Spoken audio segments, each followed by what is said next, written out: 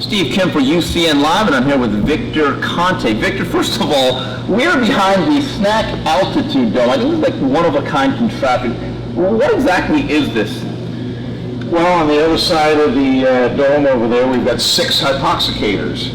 And they're basically removing oxygen molecules, and we can regulate, it's like a simulated high-altitude training. And we can take, here at sea level is outside the dome is 21% oxygen. And we can take it down, like earlier with Julian Williams, we were down in the 12% oxygen range. So we can do the equivalent of 15,000 foot elevation. It's 18 foot diameter, 12 foot high, so they do mitt work and all sorts of other stuff in here, and it's a way to go to Big Bear and at the same time stay here in San Carlos. Yeah, so it's Big Bear without the snow. You've spoken about this in the past. High altitude training, when guys go up to Big Bear for 8 weeks, you're not a big fan of that. I'm not, and the reason is because you do not get a good, deep, restful sleep. That elevation, they're about, 6,700 feet there, that will increase your heart rate by about 15 beats. So when you train high exertion during the day, at night, that's when healing and tissue repair is maximized. You want your heart rate to be as low as possible. So there's many different generations of high altitude training. Initially it was live high, train high. Then they used live high, which means sleep high, train low. They go up and down the mountain. Then they developed the tents, so they would still, train at sea level and then sleep at altitude. We're doing the exact opposite. This is train high and live low. So it gives you the idea, and instead of doing endurance type work, this is high exertion hypoxic training. So we do very short sessions, 30 minutes or less, and it's typically 10 seconds of very high exertion, and then double that for recovery, and on and off. So it's more about the development of fast twitch muscle fiber and power output and speed than it is oxygen uptake and utilization. Victor, you have helped Robert Garcia in the past in many ways. He has a fight coming up January 24th in Denver, Colorado with Brandon Rios, the trilogy with Mike Alvarado. Obviously, they call it the Mile High City for a reason. That fight will be in altitude. Brandon Rios is not exactly the most Spartan athlete I think we've ever seen, but what recommendations would you make to Robert Garcia in an environment like that, going from Oxnard to Denver? Well, to acclimate to that altitude, really you're never going to perform at 100% at high elevation. To get to about 85%, the best you're going to get will come after about 3 weeks of acclimation. I would recommend 2 weeks, but no less than 10 days. Because when you first get there, about 5 days after you arrive, you've got all these adaptive mechanisms kicking in. Your performance will go straight down. So in other words, to come in 5 days out from a fight at elevation, you're going to have a horrible performance. But if you wait, there will be a rebound effect, and it will start to go back up, and by the time you get to 8, 9, 10 days, then you'll perform better. And I'd like to see 14 days, but a lot of people make that mistake where they just try to fly in the week of the fight, and 5 days after, their performance will be very poor. Earlier, we saw Julian Williams on the curve machine doing some sprint training. Explain exactly what that was. Well, this science started in the UK with using cycles, and they would do 30 minutes of high exertion and 1 minute of recovery, and then they would do 5 repetitions and 3 sets. And they did muscle biopsies, and they determined that this was developing fast twitch muscle fiber, type 2B. So I realized that from this research that I saw with the cyclists, boy, if you had a non-motorized treadmill, and because you want to use all your core muscles for boxing and so on, that this would be a better way to go. So we got the hypoxicator, and I got the curve machine, and we started doing this with a lot of different elite boxers. Well, sure enough, at the end of last year, they came out with a study doing high exertion sprint interval training on that exact curve machine using the identical hypoxicator.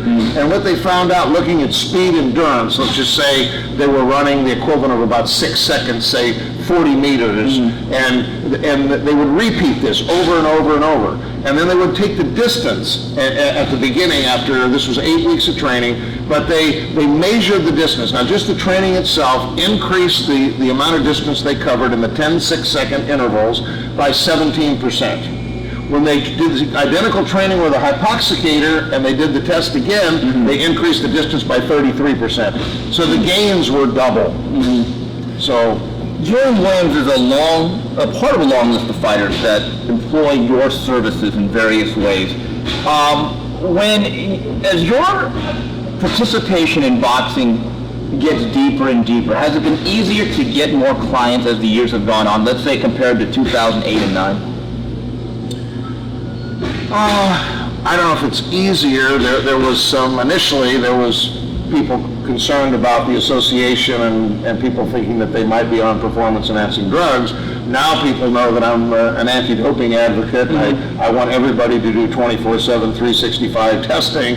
And I think initially some of these world-class fighters that came to me, they wanted to hopefully know me well enough that I would give up some of my secrets, you know. I think the intent of coming was not necessarily to be clean, because as soon as an athlete comes to work with me, they become a target, so to speak. Right.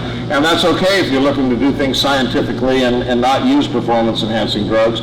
So it's the guys that genuinely want to do things the right way and not use drugs, and I still do believe that there's a rampant use of PEDs in boxing. So when you say easier, I think there's always been a lot of boxers coming to me. I think the reasons that they came initially, some of them, well, they were hoping and praying that maybe I'd tell them something when we were out to dinner one time that would help them. But the Sean Porters and the Julian Williams and these guys are absolutely clean. We do routine blood testing. We're not doing drug testing, but there's all sorts of other markers. Cholesterol fractions. The use of testosterone and other anabolic steroids lowers HDL cholesterol. You see the liver enzymes elevated. You see the hematocrit, or percentage of red blood cells, be elevated. So if I see any of these markers, then I have a tendency to ask questions, and if I don't get the right answers, then I back off. But I'm quite sure that none of the fighters that I work with now are using PEDs. Victor, there's been situations though with Andre Berta who worked with you, and he tested positive when he was no longer but there's a stigma there. Whether that's unfair or not, it is what it is. How do you deal with the fact that if you're going to work with somebody, that they don't go onto the dark side? And I think me and you've had this discussion. Do you believe that it's time that if someone agrees to work with you, that they have to be in some sort of 365 program? And then number one, is that feasible? Well, let me say that with each and every one of the fighters that I work with, I do offer to sponsor 24/7, 365 testing. Some are interested, some are not. And without naming names, there have been some within the last year that I've worked with that for whatever reason chose not to do that. So I don't know. It's always something that I try to encourage. I think it's great for the athlete to, if for no one else, show their fans that they've got nothing to hide. Do you think that regardless of whatever forgiveness has been meted out, whatever you've done to change the perception of Victor Conte, do you believe that to certain people there will always be a stigma to working with you? Yeah, absolutely. I mean, there are some people that are just never, ever going to forgive me. I'm the guy that single-handedly destroyed Major League Baseball. Let's don't forget that. So I believe that, it's been 11 years since the infamous BALCO raid, and I've been a very outspoken anti-doping advocate since 2005. Some people get it, some people don't. There's always going to be those haters that are just not going to be able to forgive me, and that's a part of the package. That's a part of my history and what I've done, and I have to learn to accept that and live with it. Victor, as you try to do your part to clean up boxing and the use of PEDs, making the game safer, more level playing field, are you finding that the powers that be, whether it's from the state commissions or the promoters or the networks, that perhaps they really don't want to clean up the sport, that it's simply a little bit too difficult and maybe too unmanageable? It's just simply a financial conflict of interest. A positive drug test the amount of money that the boxing promoters lose, as we know, this happened with the Lamont Peterson and Amir Khan fight. I heard that they lost something like $250,000 in monies that had been spent on that promotion, and the fight was canceled. It's a huge risk. Bob Arum called me personally and said, listen, I've talked to my insurance agent, and they're not going to cover a positive drug test. What can we do about this? And, you know, there's going to be some growing pains here in boxing, and that started with a couple of the athletes that tested positive when they entered the VADA program. But it's just a part of at this point, the only people who are doing it is if this fighter doesn't trust that fighter and that fighter doesn't trust that fighter, then they might agree to do testing. But still, without being in a 24/7, 365 program, they can use for 6 months, go off for 2 months before a fight. Many of those benefits from the period of using will carry over into fight night. So with that said, do you think the fighters have to be the catalyst for change if the commissions and the regulators won't do their job? Absolutely, I believe it has to be fighter-driven. It's not going to be promoter-driven because of the financial risk. It's going to be fighter-driven, and there are those who have, like Tim Bradley, he did VADA testing. He wanted to do this testing, and sometimes he could get the opponents to do it, and other times he couldn't. And to me, the media, boxing scribes have really not stepped up, and when they're refusing to do testing, to ask that obvious question, why are you not willing to do random testing? And it seems that because of losing access or credentials or whatever it is that they're afraid of, it seems that the boxing media in general has been kind of avoiding the issue of PED use in boxing. Victor, we've discussed this issue before. In other sports where the rules are collectively bargained for, a drug test does not necessarily equal a lifetime ban. You get suspended or you get on a probationary period. And then eventually, if you fail enough tests, then it becomes a lifetime suspension. My question would be, if in boxing, if there are proper testing protocols and a fighter was proven to have used an HGH or some type of steroid and really gravely injured his opponent, if you were the commissioner of boxing, what disciplinary steps would you take? It would be a very serious consequence. You're right. Just an example, Andre Berto gets 3 months from the California Commission, or it was already, over by the time they even made a ruling. It was a little slap on the wrist. When you give that message, you're making $1 million a fight, and you do this, similar with MLB with Milky Cabrera. He was having a great season. He was looking at a $75 million contract. He tests positive for testosterone. He gets a 50-game suspension, and he signs a $37 million contract.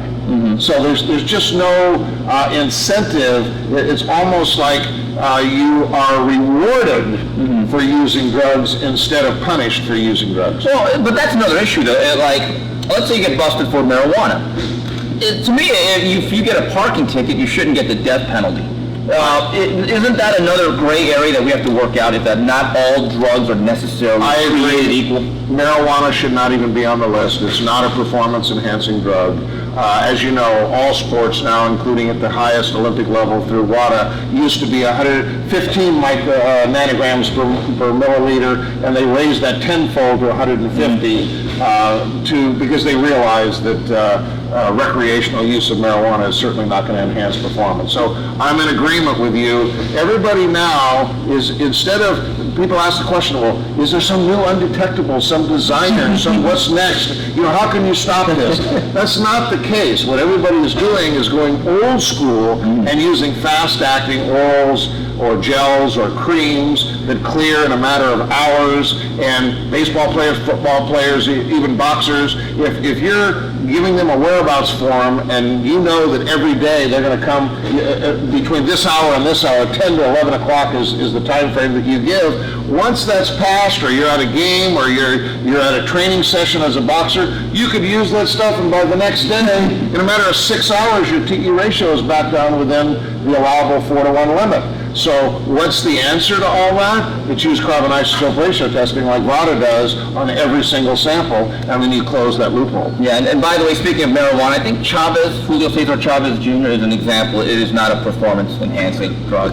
But anyway, I find it interesting. Your interest in boxing is pretty deep. I've asked you this before because all of a sudden you like boxing, though. I mean, even before you got involved in the sport with guys like Nonito Donaire and Andre Ward before that, you were a boxing fan. My dad took me at about 13, 14 years old to see the very first closed-circuit television in Fresno, California, the first Cassius Clay, Sonny Liston fight. And then, of course, he took me back to watch the rematch. And by the time I was 14, 15 years old, I had a life-size poster of Muhammad Ali.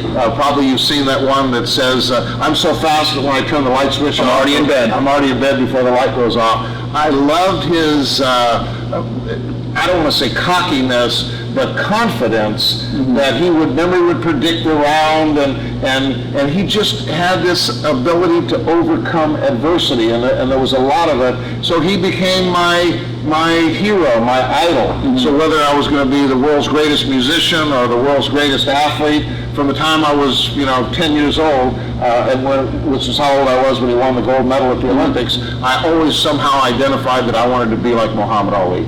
Victor, you've had this fascinating life. You've had like different chapters. You were a bass player for the Tower of Power. The BALCO situation, and people understand BALCO for years was a clean company. You guys, and all of a sudden, as you said, you went to the slippery slope, and now you're in the SNAC chapter of your life. Well, when it's all said and done, as we write the Victor Conte story, what do you think will be the most defining moment of your life? The one chapter I think people will talk about the most. I think you can sum it up with what we call the SNAC motto, which is, if it's not fun, don't do it. Right. So I love to have fun. I've been successful in business here post-BALCO, so I love to sponsor people that have dreams and are close to achieving their goals. And if it's not fun, I'm out of there. If there's dissension, a lot of these camps you get in, this guy's arguing, this guy wants more time with the athlete or more television time or whatever it may be. As soon as it gets where it's no longer fun, that's when I unplug people.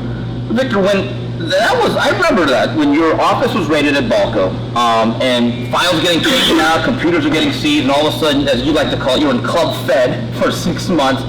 What was it? Clear, 4 months. 4 months, okay, for posterity's sake.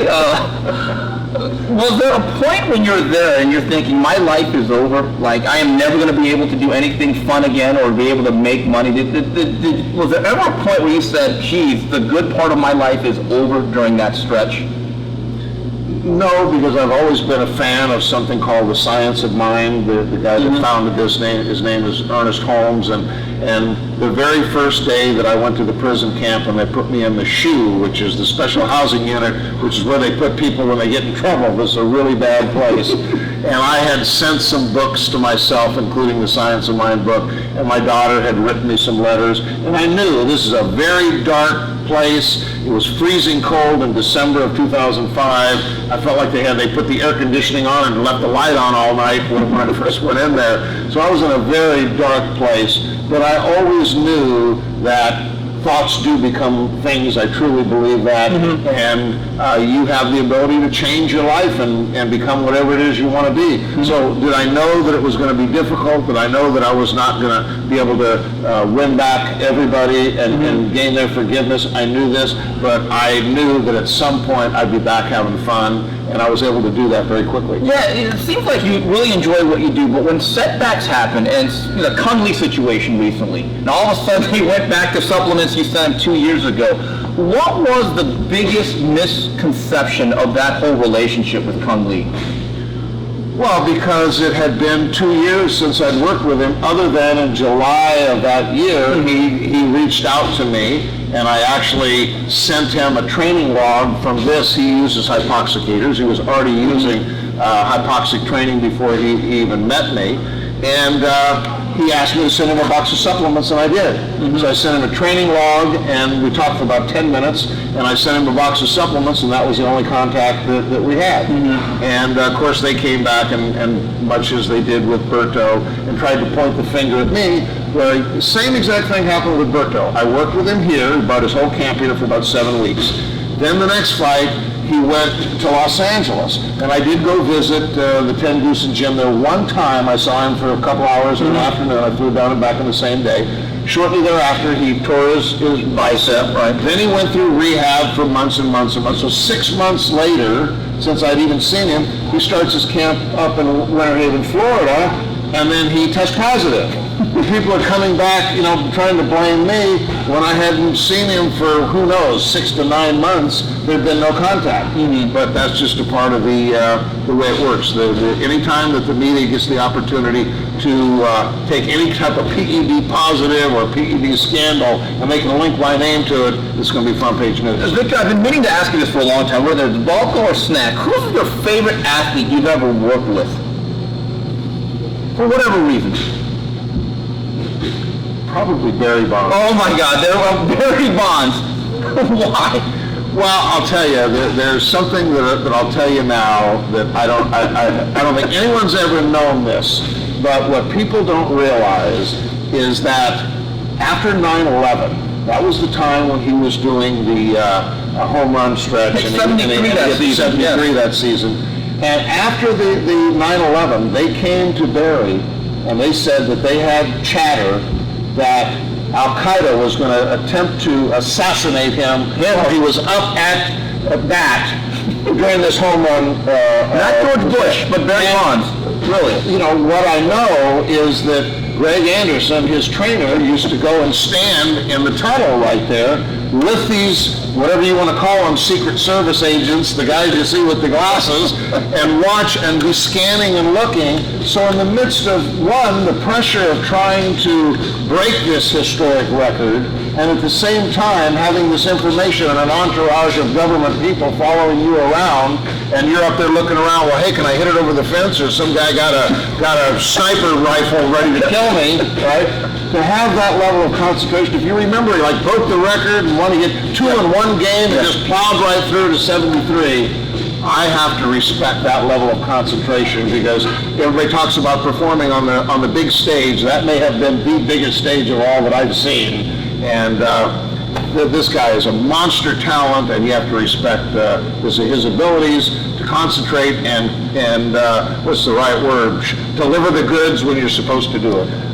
Victor, do you think enough people, I've always said this, it's funny, you are still in the business of selling supplements, that there is life after BALCO. How many people actually know that SNAC, which is your company, is a multi-million-dollar entity? SNAC made more money this year than in the entire history of the company that started in 1987. Really? So it just continues to grow internationally, and that enables me to have lots of fun and sponsor lots of athletes and help them achieve their goals. ZMA, that is your product, right? You created that, didn't you? That's correct. And what exactly, it's funny, I'm seeing a lot more articles. What exactly is the benefit of ZMA? It's about getting a deeper and restful sleep, increasing the production of growth hormone and testosterone during sleep. This is when healing is maximized. And it's really about sleep efficiency, and it's about, in a word, recovery. And before ZMA, there had never been, you had pre-workout, post-workout, diet products, protein powders, meal replacements, but there was no product designed to enhance sleep efficiency.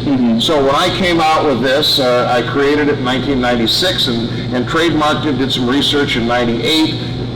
There was a lot of receptivity because there was no product that existed in that category, which is the nighttime sleep and recovery category. So immediately it sold a tremendous amount. I had Twin Lab and EAS and these other huge companies that were marketing this, and there's 5,000 GNC stores in the United States. Those posters in every mall around the country, and you'd walk in the front door and there would be a Twin Lab cardboard display by the front door and an EAS cardboard display by the cash register. Well, to even get one of those, you have to be one of the top 10 selling products. So it may have been one of the top selling products in the entire sports nutrition industry. Long story short, since then, 1999 till today, there's over 130 companies that I licensed to use the name ZMA and sell them the raw material around the world. So the point is, it's selling hundreds of thousands of bottles every month.